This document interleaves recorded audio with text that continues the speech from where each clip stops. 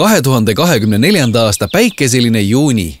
Lidl lansseerib oma Baltikumi esimese TikToki konto ja seda Eestis.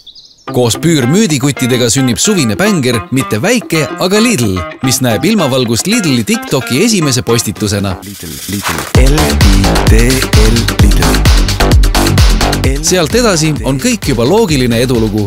Koos Goodman Productionsiga paneme ette dadpodid, käivitame grillid ning lükkame gaasi põhja. Kampa astub aus kokashow ja üle Eesti toimub Lidli jätsiralli. Kuu lõpuks on Lidl Globali aastalõpu eesmärk koguda 5000 jälgijat ületatud. Aga me ju alles alustasime. Esimese 6 kuuga saavad Lidli TikTokis sõna nii Lidli enda töötajad kui ka kaupluse külastajad.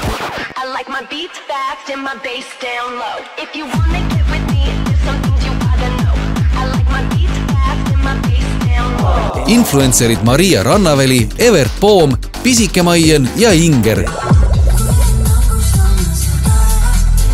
Samuti toitumisnõustaja Teele Teder, füsioterapeut Lea Saapar, Lidli maskotid ja Masterchefi Jaanis.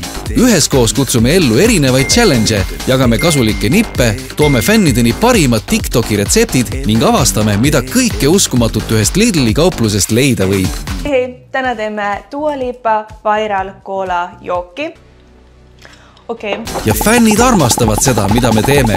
Aasta lõpuks on Lidli TikTokil enam kui 18 000 jälgijat, millega ületame Lidl Globali seatud eesmärgid enam kui 360%. Lidl näitab kõikidele konkurentidele tagatulesid ning on Eesti suurim jaekaubanduse TikToki konto ja seda põhjusega.